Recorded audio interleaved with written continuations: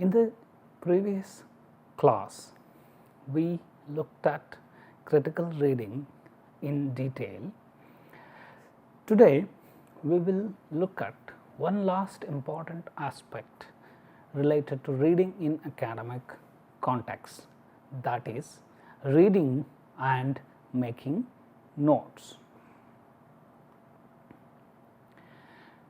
So, making notes is an important aspect of reading process. Why? If you make notes, it helps you understand difficult ideas, and it also helps you to remember them and retrieve them fast later on for examination purposes or for the purposes of assignments and so on. So, therefore, if you read and make notes, that has been proved to be more effective than just passive reading. So, in this class, we will look at how we make notes and what are the steps involved in this process. First, note making actually depends on a few things like goals of your reading. So, what are you reading? So, recall here we have discussed several goals of reading, or you can say different kinds of reading, like reading for specific information, reading for general information and so on. Then what each assignment requires you to do, the task you have. So, what are you expected to do? Are you expected to review several studies and write a paper, or are you expected to present your argument on a specific issue? So, it depends on the nature of the task you have. Then how you learn best. So, there are different methods of note making, we are going to see them very soon. So, it depends on what you feel most comfortable with. So, accordingly you will choose the technique. So, basically there are three main steps in note making. So, what are these? First one, identifying and writing down the main points. Second is paraphrasing, and third, organizing the points. First one, that is identifying and writing down the main points. So, main points help you understand the content, the writer's perspective, attitude and the purpose. So, in order to identify main points, we read the given text very carefully. We also look for signposts while reading. For example, some of the linkers. If you come across a linker like most importantly, so then you know that this is the point the author wants to focus more on. You find a linker like nevertheless, so then you understand that the writer is going to present a contrasting view or opinion on the topic. Then change of paragraphs, headings, subheadings, all these are signposts you read very carefully in order to identify the main points. Then ask yourself questions about the rationale behind the title, paragraphing and discourse structure. Some of these aspects we have discussed when we were looking at critical reading. So, these things help you clearly understand the tone, the attitude of the author and other things. Think about the purpose of the text. So, you have a text. So, why this text has been written? Usually a text can have the purpose of just informing or amusing or entertaining or persuading. For example, you come across an article from an encyclopedia. So, the primary purpose is to inform. If you come across an advertisement, there the primary purpose is to persuade you. Similarly, an argumentative essay primarily aims to persuade the readers. If you come across say a joke or a humorous story anecdote, the primary purpose there is to amuse or entertain. So, while making notes, you as a reader, you need to be aware of the purpose of the text.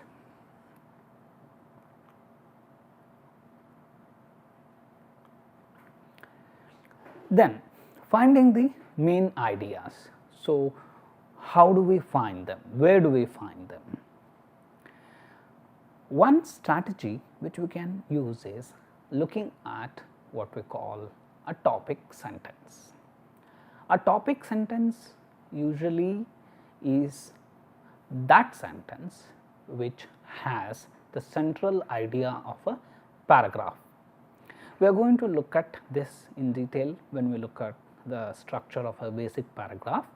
Anyway, I am going to explain what a topic sentence means very briefly now. So, each paragraph ideally is built around a single idea. So, that single idea is encapsulated in the topic sentence. The rest of the paragraph has subsidiary information or supporting details elaborating on the topic sentence. So, if you find the topic sentence, which is usually at the beginning of a paragraph, we are going to look at some examples. So, you can find the main idea of that particular paragraph. Then distinguish between main and subsidiary information. So, as I mentioned, in a paragraph, the topic sentence contains the main idea and it is explained or it is illustrated in the rest of the paragraph. So, the supporting details, subsidiary information like anecdotes, examples, these things, you need to separate them from the main idea. Sometimes you just need to focus on the main idea and you do not need to worry about these. So, when you are making notes, you underline or you find the main idea and you write only that thing down. Next, understand the structure of the text. So, identify the meaning relationships between words and ideas. What kind of relationships are we talking about here?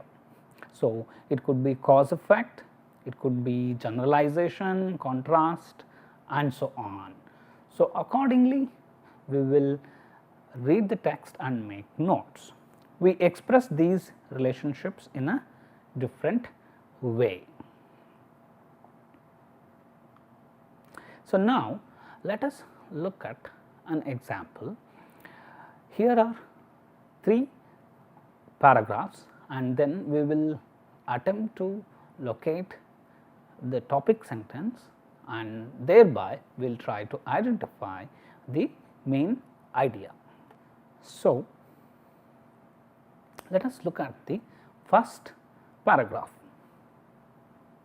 I will read it out. The goal of all process analysis writing is the same, to teach the reader about a process. Cookbooks, car repair books, computer manuals, sewing books, business books, these are examples of process analysis writing. Directions for washing your new jeans, directions for putting together furniture or a book about how to succeed in business are process analysis too. In other words, process analysis examines a series of actions that bring about a particular result. So, you can see that this particular paragraph is about process writing. It explains what a process writing is. So, if you look at this paragraph and go to the very beginning, say the goal of all process analysis writing is the same, to teach the reader about a process. So, this is the topic sentence and this contains the main idea of this paragraph. Because this paragraph explains what a process writing is, so if you have to put it in as few words as possible, you just go to the first sentence and you can find the details here. Okay. Now, we look at the second example. I mentioned earlier that usually topic sentence appears at the very beginning of a paragraph, but that is not the case always. Sometimes topic sentence might appear at the end as well. So, let us look at this example. Jean-Pierre Blanchard, a year old, has the drawn face of an old man and a cry that is little more than a whimper. His ribs show through his skin. He weighs just 11 pounds. His mother, Maria Blanchard, tries to feed him what she could find, combing through the trash scraps of chicken or potato. She finally took him to a hospital in Caracas, where she prays a rice milk concoction keeps her son alive. I watched him sleep and sleep, getting weaker all the time, losing weight, said Miss Blanchard, 34 years old. I never thought I'd see Venezuela like this. Her country was once Latin America's richest, producing food for export. Venezuela now can't grow enough to feed its own people in an economy hobbled by the nationalization of private farms and price and currency control. So, here you can see that the structure is different. So, what is this paragraph about? This talks about conditions of economy and food production in Venezuela, but the paragraph begins with an anecdote, and using that the paragraph illustrates the problem of food shortage in Venezuela. So, the paragraph first begins with this anecdote, and then when you come towards the end, so here you find the topic sentence. Venezuela now can't grow enough to feed its own people in an economy hobbled by the nationalization of private farms and price and currency controls. So, you can rephrase that as Venezuela, which was once food surplus, is now suffering from severe food shortage because of some economic policies and decisions. To put it in a very simplistic way, this is the main idea of this paragraph. Now, sometimes the topic sentence may not be there directly. In other words, the main idea may not have been succinctly put in a single sentence. As a reader, you might have to read the entire paragraph and then infer from it the main idea. So, let us look at the third example. We are all familiar with the many forms of the directional approach. We see it in cookbooks, instruction manuals, handbooks, rule books and textbooks of various sorts. The directional approach may be used for any subject that calls for how to do it guidance, writing an essay, achieving success in business, coping with gadgets, managing personal finances, or putting an end to procrastination. In each case, we examine the situation carefully, clarify our purpose, and identify our audience. We also need to consider the kind and amount of information required to complete the process, being careful not to overestimate what our audience knows about the subject. We would then move on to establish as simple a sequence as possible for the process. The sequence could be chronological by time or by importance. So, this is on process writing, and here this particular paragraph explains what the directional approach is, but the main idea is, you can say, a sort of spread, and the topic sentence you have to infer. So, after reading it, you can say that this is the main idea of this particular paragraph. When readers have to be taught how to do a process, the directional approach is followed, where steps are explained in a sequential order or according to their relative significance. So, in this case, as we saw, topic sentence is not there explicitly, you have to infer from it. So, this is the first step in making notes. You read something, you identify the key points, and you remove the subsidiary or the unnecessary information at this stage. Okay. Moving on, the next step is called paraphrasing. So, what is it?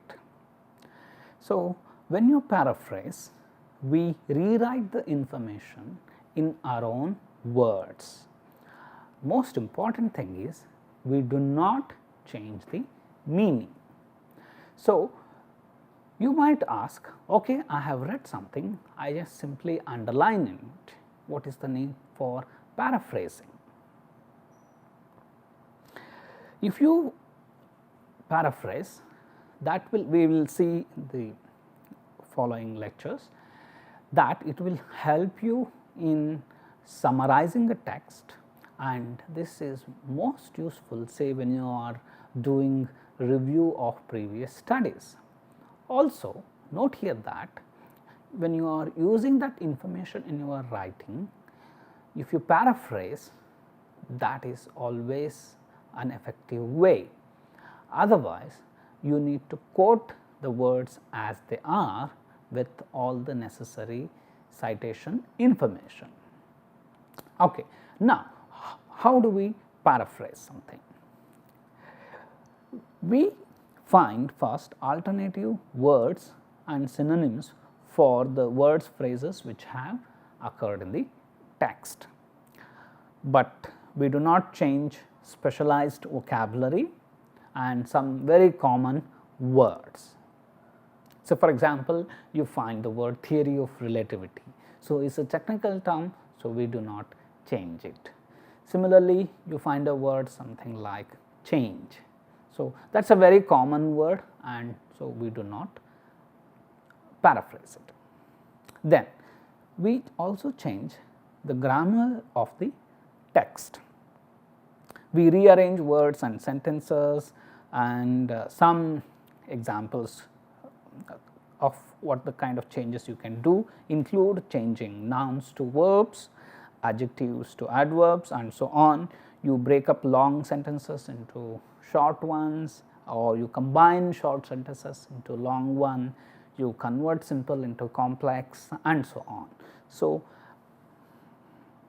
by employing these strategies, we can paraphrase. For example, here is an original text, and then it has been paraphrased, and the main points have been noted down here. So, let us look at these two things to understand how paraphrase works.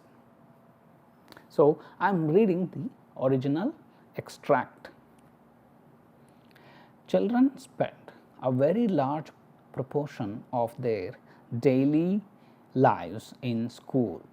They go there to learn not only in a narrow academic sense, but in the widest possible interpretation of the word, about themselves, about being a person within a group of others, about the community in which they live, and about the world around them. Schools provide the setting in which such learning takes place.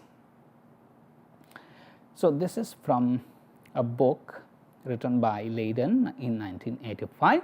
So, we note this information, and then the main points are here, like for example, so children spend a large proportion of their daily lives in school, and as a result they learn many things in school. So, learning not just in academic sense like school subjects, the topics which come in textbooks for example, they also learn about themselves, about being a person within a group of others, about the world around them, and so this is what the paragraph is about. So, having gleaned out the main information, here is a paraphrased version. So, Leiden 1985, schools, this is where children spend a lot of their time. So, see, spend a very large proportion of their daily lives, it has been paraphrased in this way. Then they go there to learn. So, children learn not only in a narrow academic sense, that has been paraphrased as here, not just school subjects. Then about themselves, about being a person within a group of others, and so on. This has been paraphrased in this way. Also understanding self, immediate groups, the community, and ultimately the world. Then schools provide the setting in which such learning takes place. This has been paraphrased like this: schools creates opportunities to learn about many such things. Here we need to note the difference between paraphrase and a summary. Anyway, we are going to discuss it in detail in the forthcoming lectures. Here I just want to draw your attention to this point that when we paraphrase, we usually do not reduce the original content, but when we are summarizing, we do it. So, since this is a kind of paraphrased version, most points have been retained here. Okay. Once you have crossed step 2, the next step is organizing these main points. So, you have understood main points say of each paragraph. If you are reading a longish text, then you need to connect different parts of the text to make sense of it as a whole. So, this is where organizing the points becomes very important. So, once we list main points, the next task is to organize them. So, you can rewrite the main ideas in complete sentences, you can combine your notes into a piece of continuous writing, you use appropriate conjunctions, linkers, and of course, you have to check your work at the end. There are different formats to organize these notes. We are going to look at them one by one. The first one is called outlining method. So, what happens here? You arrange your notes in a sort of outline fashion. The information which is most general begins at the left with each more specific group of facts indented with spaces to the right. The relationships between the different parts is carried out through indenting. So, for example, you have a main point, you start it at your regular indent position.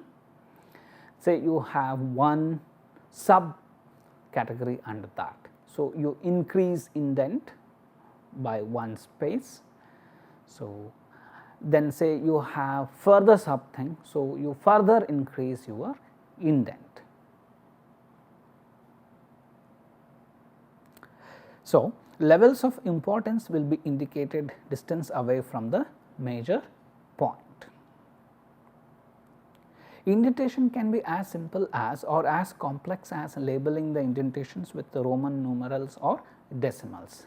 So, when you have the points, you can just bullet them, or you can use Roman numerals or any other numbering system. So, what are the advantages of this method? So, it is a well organized system if you do it right. It records content as well as relationships, because you have one main point, then sub point under it, further sub point. So, if you look at a sub point, you understand that this is related to this main point number 1. So, the relationships are also very clear here. It also reduces editing and is easy to review by turning main points into questions.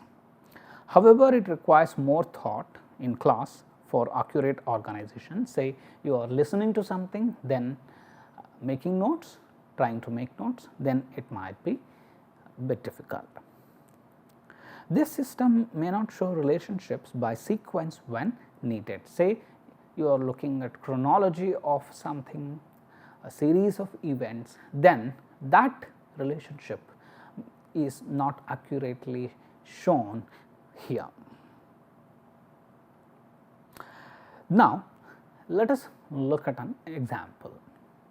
This is a document which appears on MHRD website. This is about languages in India. So, this has many sections. I am going to focus only on one part of that longish text, that is about language families in India. So, if you go to this link, you can access the article. Now, I am going to show you notes made on the basis of this text. Okay. So, language families in India, this is what the content is about. Then I have labeled this as 0, this is introduction.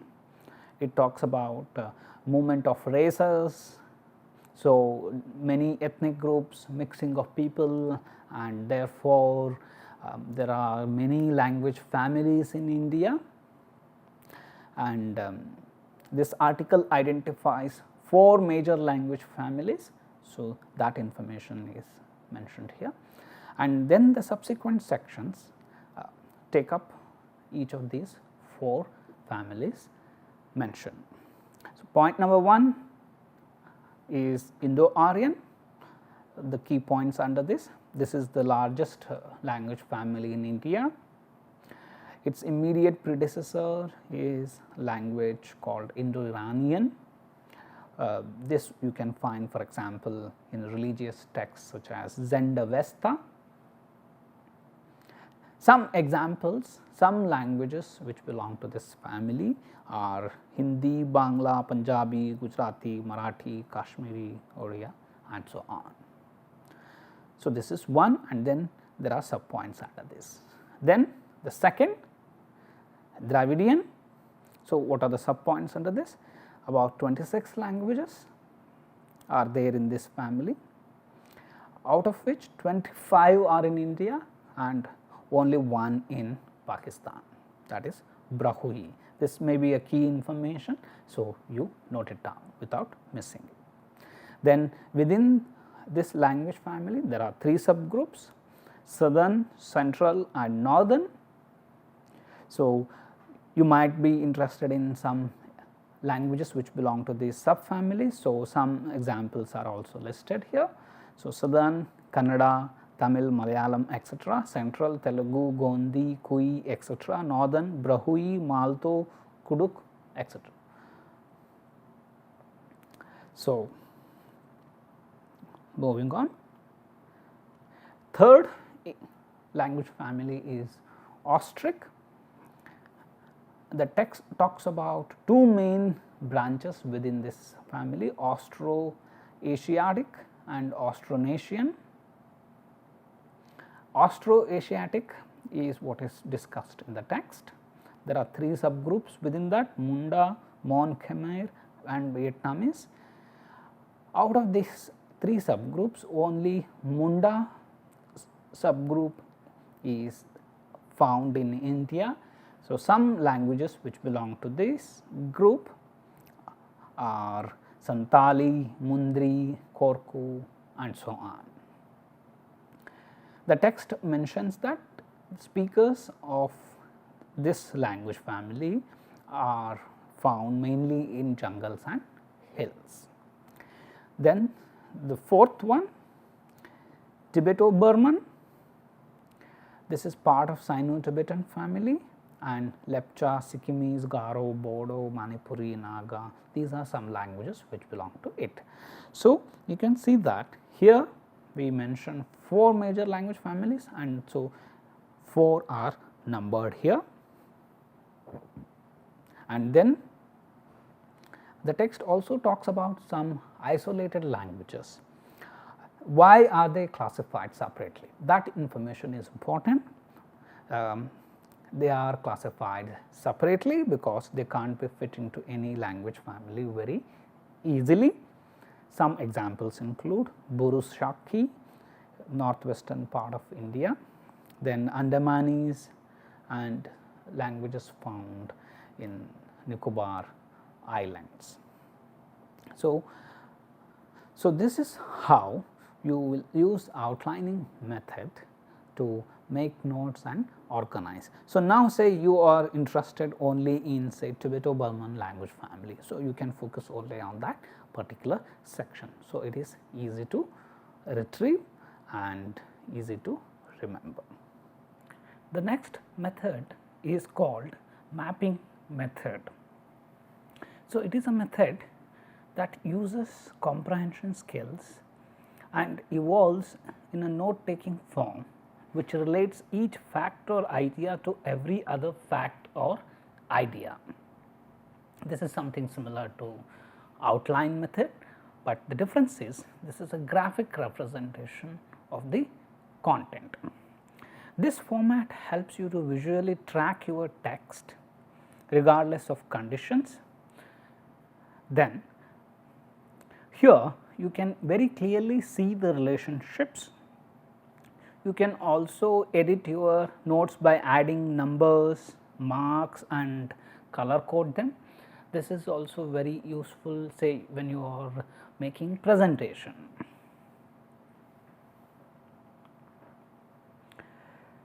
Some examples are shown here.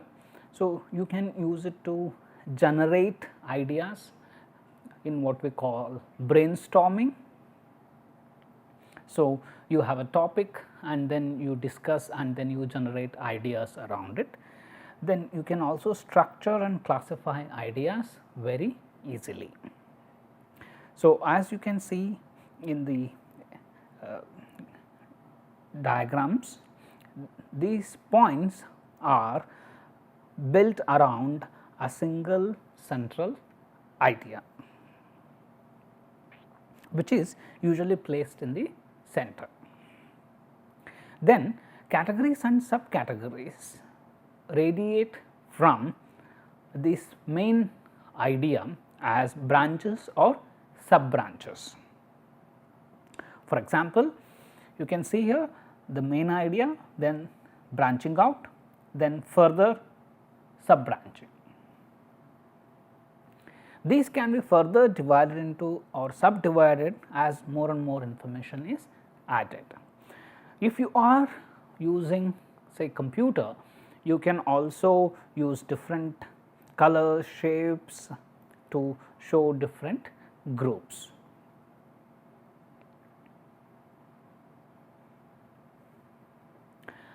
So, as I mentioned, this kind of method helps you to quickly identify and understand the structure of an idea.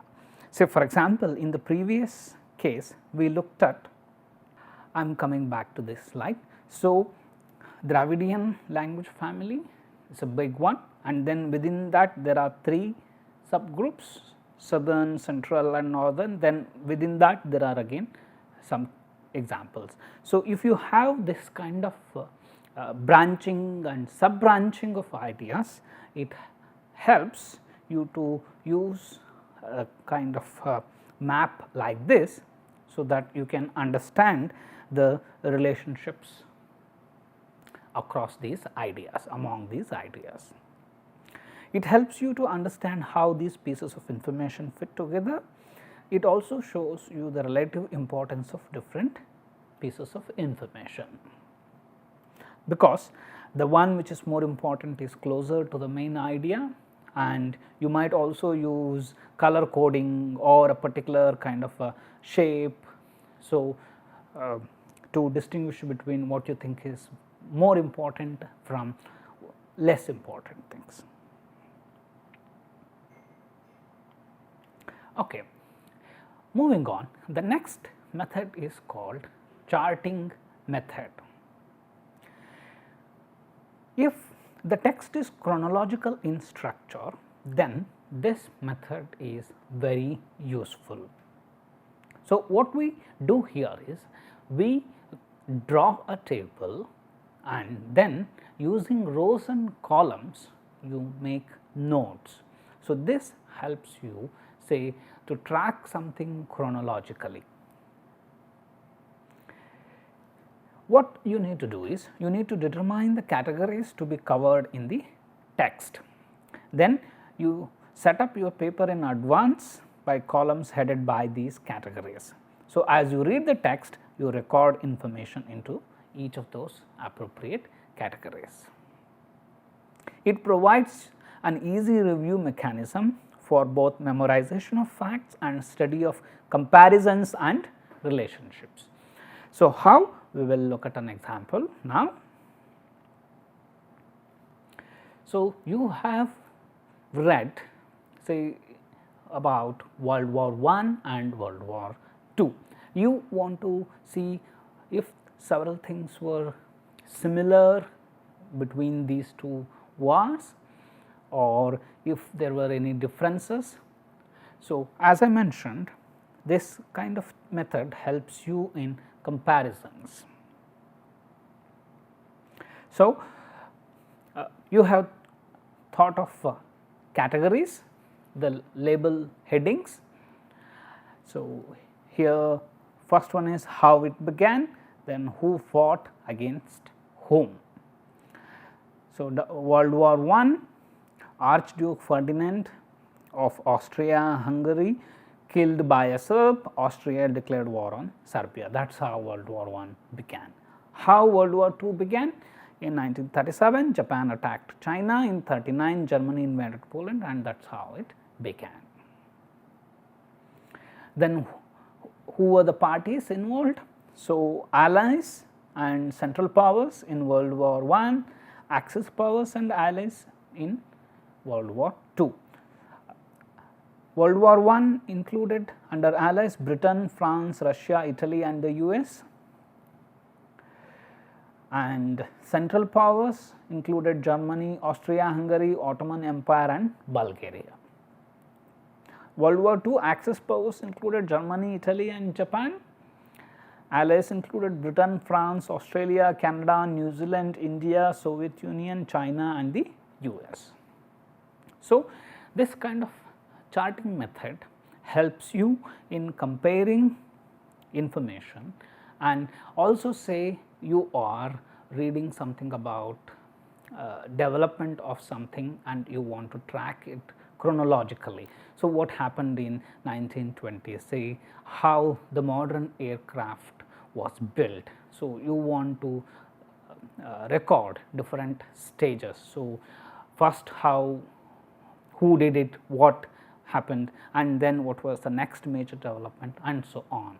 So, in that kind of setting, in that kind of text, this charting method is very useful. We move on. The last method is called sentence method. Basically, what we do here is we write every thought, fact, topic on a separate line, numbering as you progress. So, this is very useful, say when you are listening to a lecture and then you are making notes. This is slightly more organized than the paragraph. However, this is not as organized as say your outline method or the chart method, because here you cannot determine major minor points from the numbered sequence. It is difficult to edit without having to rewrite, difficult to review unless you know the clear relationships among the points. So, let us look at an example. This is a text called Why Women Live Longer. So, let us first read it. Despite the overall increase in life expectancy in Britain over the past century, women still live significantly longer than men. In fact, 1900 men could expect to live to 49 and in 1900 men could expect to live to 49 and women to 52, a difference of 3 years, while now the figures are 74 and 79, which shows that the gap has increased to 5 years. Various reasons have been suggested for this situation, such as the possibility that men may die earlier because they take more risks. But a team of British scientists have recently found a likely answer in the immune system, which protects the body from diseases. The thymus is the organ which produces the T cells which actually combat illnesses. Although both sexes suffer from deterioration of thymus as they age, women appear to have more T cells in their bodies than men of the same age. It is this, the scientists believe, that gives women better protection from potentially fatal diseases such as influenza and pneumonia. So, if you use sentence method and you take down notes, this will be something like this. So, British women live longer than men. You have used information in very abbreviated form. So, women 79 and men 74. Reasons: new research suggests immune system and in particular thymus and then again T cells. So, what exactly is the reason? Women have more T cells than men. So, it means better protection. So, therefore, live longer. So, in this way you reduce the information and glean out only what you think is very important for your purposes. So, these are some methods you can use to make notes. Moving on, we will now attempt some exercises. So, here are some texts, and in this particular text we will decide on the order of importance of 3 key points. So, this text talks about something. So, we have to read it carefully and then see what is most important here and what other details you can decide not to focus on. This is called hot rubbish. The majority of people in the small Derbyshire village of Poolsbrook have joined a scheme to make power from rubbish. Methane gas will be collected from the local rubbish tip and will be used to heat houses more cheaply and generate electricity. The villagers who have been affected by the closure of the local coal mines suffer from unemployment, so cheap heating is especially important for them. They have raised £2 million cost from development agencies. The new system, which will be the first of its kind in Europe, will lead to a healthier environment by cutting CO2 emissions and should also create 3 full-time jobs. So, there are 3 different, you can say, sets of ideas here. So, the first one introduces the topic, the second one actually gives details about the process and some details about the money part of it, and the last one talks about its significance. So, note here, this is what is going to happen in future, will lead, then it will create some jobs. So, out of these three sets, which one you think is most important?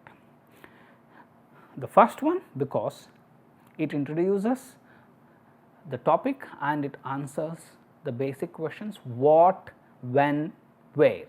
So, what, people are going to make power from rubbish. So, where, it is a place called Derbyshire village in Poulsbrook, and it is a scheme which has been launched recently. So, these are the most important details. So, if you then want to find out how they are going to produce power from rubbish, then you need it, and why this thought came. So, that information is given here, and then its significance, the future implications are there in part C.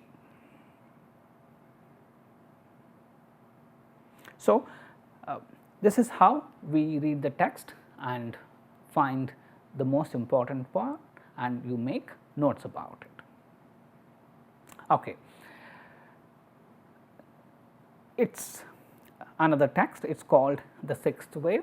So, now let us read it and underline key points, so that it helps us to understand the text. Later on, these key points will lead you to summary of the passage. Okay, let us look at the text. The sixth wave, note there is a question mark. Lord May, the President of the Royal Society, has claimed that the world is facing a wave of extinction similar to the 5 mass extinctions of past ages. He calculates that the current rate of extinction is between 100 and 1000 times faster than the historical average. The cause of previous extinctions, such as the one which killed the dinosaurs, is uncertain, but was probably an external event such as collision with a comet. So, before we move on, let us look at what is important in this particular paragraph. So, the sixth wave, there is a question mark, it means it is a probability, it is a possibility, or it is an opinion of somebody. Okay. So, who is proposing this? The person is Lord May. Who is he? The President of the Royal Society. So, that is important. And what is the claim here? World is facing sixth mass extinction. So, that is the point. On what basis? Now, the current rate of extinction is between 100 and 1000 times faster than the historical average. Then the details are here about previous extinctions. It mentions one where dinosaurs vanished. The cause is not known, it might be a collision with a comet. However, the present situation is caused by human consumption of plants, which has resulted in a steady increase in agriculture and a consequent reduction in habitat for animals. Although many people are still hungry, food production has increased by 100% since 1965. So, note here, the previous paragraph mentions one of the reasons for one of the previous extinctions was an external event. So, the probable, the sixth one, what could be the reason? This, according to the claim, this is a man made, this is going to be caused by human consumption of plants. Some data is here, food production has increased by 100% since 1965. So, when the food production increases, this leads to reduction in habitat for animals. Moving on, Lord May also pointed out that it was very difficult to make accurate estimates as nobody knew how many species of animals lived on the planet. So far 1.5 million species had been named, but the true figure might be as high as 100 million. Our ignorance of this made it almost impossible to work out the actual rate of extinction. However, the use of intelligent guesses suggests that losses over the past century were comparable with the extinctions of earlier periods, evidence of which is found in the fossil record.